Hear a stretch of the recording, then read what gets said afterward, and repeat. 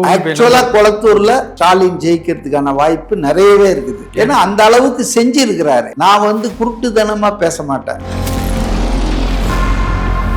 ஆனால் ரிஸ்க் எடுக்க விரும்பல. நான் ஒரு வீடியோ பார்த்தேன். அந்த தம்பியை பிடிச்சி எல்லாரும் கேட்கறாங்க. அவன் சொல்றான், எல்லா தொகுதி வீடுகளும் போயிட்டு அவங்க வீட்டுல இருக்கிற பெண்கள் கிட்ட எல்லாம் ஜிபே நம்பர் வாங்கினுக்கிறான். அவன் ஜிபே எதுக்கு வாங்குவாங்க? இந்த ரெண்டு கட்சிகளுங்க நல்லா 32 வருஷம் 30 வருஷம் ஆண்டு நல்லா கொள்ளை அடிச்சு வச்சிருக்காங்க. அவங்களுக்கு பணம் ஒரு பிரச்சனை இல்லை. இல்லை, இப்போ டிவிகேலையுமே தொடர்ந்து இப்போ அருண் அவருமே அவர் படம் பொதிச்சது, நம்ம விஜய் படம் பொதிச்ச பாத்திரங்கள், கிஃப்ட் பேக்கு இதெல்லாம் தொடர்ந்து கொடுத்துட்டே இருக்காங்க.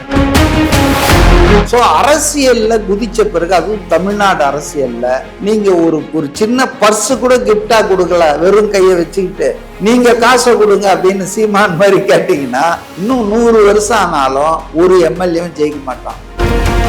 ஒரு சொல்றதெல்லாம் செய்யலன்னா என்னங்க மாமன் சீரு நீங்க, தாய் மாமன் சீரு நீங்க, என்ன ஆச்சு அண்ணன் இதெல்லாம் சொன்னீங்களே என்ன ஆச்சுன்னு கேட்பேன். ஆனா உங்களை கேட்கவே மாட்டேன். ஏன்னா நீங்க வஞ்சித்து விட்டீர்கள், ஏமாற்றி விட்டு. இதுதான் வித்தியாசம்.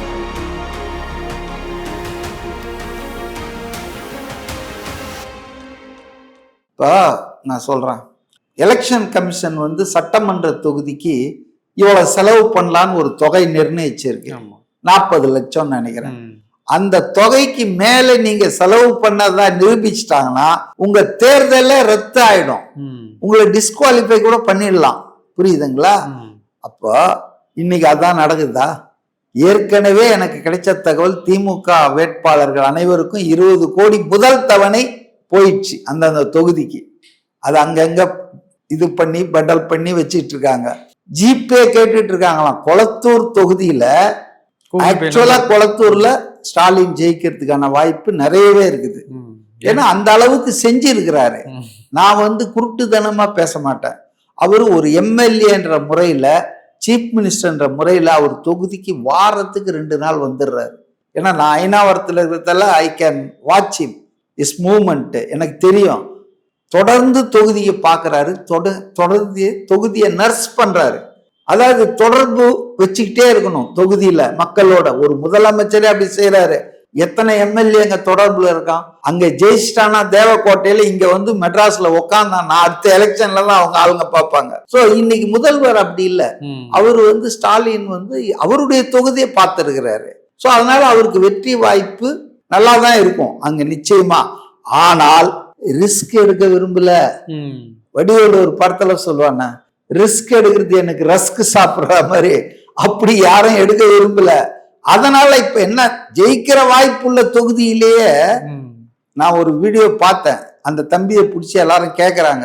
அவன் சொல்றான், ஏங்க எனக்கு என்னங்க, எனக்கு இட்ட வேலை. பாவம் அவன் என்ன, அவன் எய்தவன் இருக்கு அம்பை நோவானேன். அவன் சொல்றது கரெக்ட் தான். ஏங்க எனக்கு இதெல்லாம் தெரியாது. எல்லா தொகுதி வீடுகளும் போயிட்டு அவங்க வீட்டுல இருக்கிற பெண்கள் கிட்ட எல்லாம் ஜிபே நம்பர் வாங்கினுக்கிறான். அவன் இப்ப ஜிபே எதுக்கு வாங்குவாங்க? வாட்ஸ்அப் நம்பர் வாங்கினா அதுக்கு அர்த்தம் புரியும். ஜிபேனா பணம் அனுப்புறதை தவிர வேற எதுவும் கிடையாது அதுல, இல்லையா? அப்ப எதுக்கு பெண்கள் ஜிபே வாங்குறீங்க? அதுவும் முதல்வர் தொகுதியில திமுக சார்பாக பண்ணிட்டு இருக்காங்க. அப்ப எவ்வளவு கேர்ஃபுல்லா இருக்காங்க அவங்க, பாத்தீங்களா? நான் சொல்றேன் அவர் ஜெயிச்சிருவாரு ஈஸியான்னு. ஈஸியா ஜெயிப்பாரா, டப்பா ஜெயிப்பாரா? Is having advantage, slight edge over anybody who may contest. இல்ல இப்போ against him. இப்போ நீங்க சொல்றீங்க நம்ம சின்னத்துக்கு வாக்கு போடுற அளவுக்கு மக்கள் இல்ல, அந்த அளவுக்குலாம் வளர்ந்துட்டாங்கன்னு சொல்லியும் நம்ம காசுக்கு ஓட்டு போடுற அளவுக்கு தான் இருக்கிறாங்களா? காசு எல்லாத்த விட காசே தான் கடவுளடா. உங்க கையில ஒரு 10,000 ரூபாய் இப்ப கொடுத்து, சரி ஒரு நிமிஷம் அதை கொஞ்சம் பண்ணுங்க அப்படின்னு சொன்னா, சரி ஒரு நிமிஷம் விஜய் பத்தி புகழ்ந்து பேசுங்க அப்படியா? விஜய பத்தி இல்ல, இப்ப காசு கொடுத்துதான் பல யூடியூபர்ஸ் ஆளுங்கட்சிக்கு ஆதரவா பேசிட்டு இருக்காங்க. விஜய திட்ட வைப்பாங்க, புகழ்ந்தெல்லாம் இல்ல, இகழ்ந்து பேச வைப்பாங்க. ஆமா, நிறைய பேர். இப்ப இந்த சேட்டை துரைமுருகன் இருக்காரு, அவருக்கு ஒரு காணொலி விஜய்க்கு எதிராக போட்டா பல லட்சங்கள் தராங்கன்றாங்க. பேமெண்ட் வந்தா அவர் ஏன் போட மாட்டாரு? அவர் ஆளுங்கட்சியோ ஆண்ட கட்சியோ பேசுறதை விட அதிகாரத்துக்கே வந்திராத ஃபர்ஸ்ட் டைம் கண்டெஸ்ட் பண்ற ஒரு கட்சியை குறி வச்சு அவர் அடிக்கிறாருன்னா அப்ப அவருக்கு எங்கேயோ ஒரு அஜெண்டா பிக்ஸ் பண்ணியிருக்காங்க, டாஸ்க் கொடுத்துருக்காங்க, அவர் ஏதோ அவுட் சோர்சிங் பண்ணியிருக்காங்க, அந்த ஒர்க்கை இவர் எடுத்துட்டாருன்னு அர்த்தம். அதனால வந்துங்க என்னை பொறுத்தவரையில நான் பொதுவாக தான் அரசியலை பார்க்குறேன். கால் எ ஸ்பேட் எ ஸ்பேட். அதான் சார், இப்போ பணங்கள்லாம் வசூலிக்க ஆரம்பிச்சிட்டாங்க, அதுக்கான வேலைகள்லாம் நடக்க போகுது அப்படின்னு சொல்றீங்க. எங்க? இல்ல திமுக எல்லா கட்சியிலையும், எல்லா கட்சிகளையும், அண்ணா திமுக, திமுக, பாஜக, டிவிக்கே புது கட்சிங்க. அத போய் நாம் தமிழர் சொல்றேன்னா, கம்யூனிஸ்டுகளை சொல்றேன்னா, இல்ல அதுதான் சொல்ல இல்ல பாமகவை சொல்றேன்னா, இந்த ரெண்டு கட்சிகளுங்க நல்லா 32 வருஷம் 30 வருஷம் ஆண்டு நல்லா கொள்ளை அடிச்சு வச்சிருக்காங்க. அவங்களுக்கு பணம் ஒரு பிரச்சனை இல்லை. இல்ல இப்போ டிவிகேலையுமே தொடர்ந்து இப்போ அருண் அவருமே அவர் படம் பொதிச்சது, நம்ம விஜய் படம் பொதிச்ச பாத்திரங்கள், கிஃப்ட் பேக்கு, இதெல்லாம் தொடர்ந்து கொடுத்துட்டே இருக்காங்க. திராவிட கட்சிகளுக்கும் இவங்களுக்கும் என்ன மாற்றா நீங்க எலெக்ஷன்ல சொல்ல போறீங்க? நீங்களும் இந்த மாதிரி மாற்று என்பது இதுலதானா? எல்லாமே கொடுக்குறாங்களா இல்லையான்றதுதான் உண்மையில இது பெரிய அரசியலை பாருங்க. நீங்க நாய் வேஷம் போட்டா குறைச்சாகணும். நீங்க பண்ணி சேர்ல இருக்குதுன்னா இறங்குனா உங்க மேல சேர்படும். இல்ல நான் சேர்படாம நான் இருக்கணும்னு நின்று இருக்கலாம்.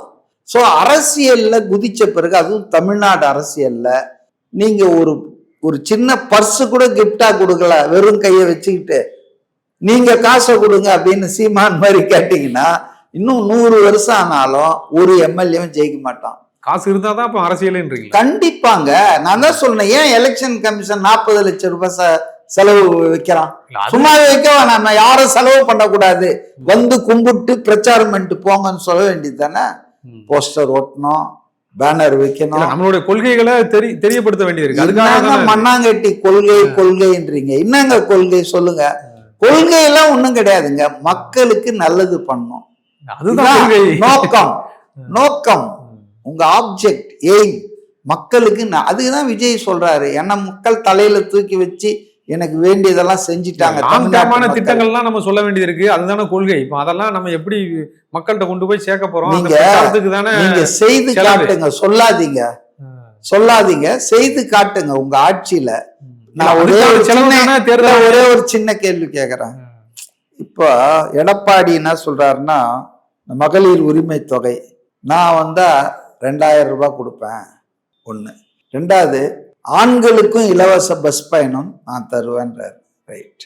மூணாவது, விலைவாசி உயர்வால பாதிக்கப்பட்டு இருக்கிறவங்களுக்கு முதல்ல கருணை தொகையினார், அப்புறம் இது ஒரு மொத்த தொகைன்னு பேர் மாத்திட்டாங்க, 12,000 ரூபாய் தருவேனாரு. நான் என்ன கேட்குறேன்னா, 2000 அந்த அம்மா இறந்ததுல இருந்து ஒரு 4 வருஷம் ஒரு சீஃப் மினிஸ்டர் இருந்தாரா? இருந்தார். அதிமுக 32 வருஷம் ஆட்சியில இருந்திருக்கா? தமிழ்நாட்டுல இருந்திருக்கு. ஏன் அதெல்லாம் அப்ப ஆட்சியில இருக்கும்போது இவங்க செய்யல? செஞ்சிருக்கலாம்ல, ஏன் செய்யல? சோ இதேதான் ஸ்டாலினுக்கும். ஸ்டாலின் என்ன சொல்றாரு, இவர் 2000 சொன்ன ஸ்டாலின் என்ன சொல்றாரு, அந்த பணத்தை போட்டு விடிகால பேசினாரு, நம்ம 2வது திரும்ப ஆட்சிக்கு வந்தோம்னா நம்ம 2000 ரூபாய் ஆக்குவோன்றாரு. ஏன்? போட்டி. நான் என்ன கேட்கிறேன், இப்பவே ஆக்கம்பா, உங்க கையில அதிகாரம் இருக்குத, நீ ஏன் அடுத்த ஆட்சிக்கு வந்தான்ற? சோ இவங்க எல்லாருமே அதிகாரத்தை வைத்திருப்பவர்கள். அப்ப ஏன் இதெல்லாம் செய்யல? ஏன் அதெல்லாம் செய்யல? ஆனா விஜய் அதிகாரத்துக்கு வந்ததே இல்லை, ஆட்சியில இருந்ததே இல்லை, தேர்தல்ல போட்டி போட்டதே இல்லை, இப்பதான் வராரு. அவரு சொன்னா அதுல ஒரு நியாயம் இருக்கு, ஒரு ரீசன் இருக்கு, நம்ம அதை ஒத்துக்கலாம், ரைட், வந்தா செய்யறேன்றா இருப்பான்னு. நீ தான் 7 கழுத வயசு வந்திருக்க, 7வது முறை வருவோம்ன்ற, ஏன் செய்யல? கொடுத்த வாக்குறுதி எல்லாம் நிறைவேற்றிட்டியா? புதுசா எதுவுமே கொடுக்காதீங்க. அதனால இதெல்லாம் தேர்தலுக்காக இவங்க செய்யறது. இவர் வெற்றி பெறணுன்றதுக்காக இவர் மக்களுக்கு இதெல்லாம் நான் என்ன தேர்ந்தெடுத்தா செய்யறேன்றாரு. அதனால ஒரு தேர்தல்ல போட்டியிடும் போது பல வேலைகள் செய்ய வேண்டியிருக்கு. எல்லாரும் மாதிரியுமே எல்லா வேலையும் எல்லாம் செய்ய வேண்டியது இருக்கு, எல்லாம் செய்யணுங்க. இது இதுங்க யுத்தம்ங்க. Everything is fair in war and லவ்னுவாங்க. காதலிலும் போரிலும் எல்லாம் எதிரி நாட்டிலே போய் 5ஆம் படையா இருக்கிறது, பொய்யும் களவும் எல்லாம் இருக்கும். யுத்தத்துல நீங்க நான் ரொம்ப நல்லவன், என் கையில ஒரு கத்தி தான் இருக்குது, எனக்கு ஆயுதம்லாம் இல்ல, ஒரு நாளைக்கு தான் என் ராணுவத்துக்கு சாப்பாடு இருக்குதுன்ட்டு போனீங்கன்னு வச்சுங்க, அடிச்சு செய்வாங்க. அதனால everything is fair in war and love. ஆனா நம்ம எதை கவனிக்கணும்னா, இங்க ஒரு ஆள் வராரு, அவர் இதெல்லாம் நான் ஆட்சிக்கு வந்தா செய்வேன்னு சொல்றாரு. Let us give him a chance. இங்க இருக்கிற ஆளுங்க நான் வானத்தை கீறி வைகுண்டத்தை காட்டுவான்றாங்க, ஏன்டா காட்டலன்னு கேக்குறேன். நீயும் உங்க அப்பாவும் ஒரு 30 வருஷம் ஆண்டிருக்கீங்க, இவரும் இவங்க அம்மையார் அப்புறம் தாத்தா எம்ஜிஆர் எல்லாம் ஆண்டிருக்காங்க ஒரு 32 வருஷம். அப்ப செய்யலையே ஏன்? இவரை நான் கேட்க முடியாது. Because he was not given any opportunity to govern.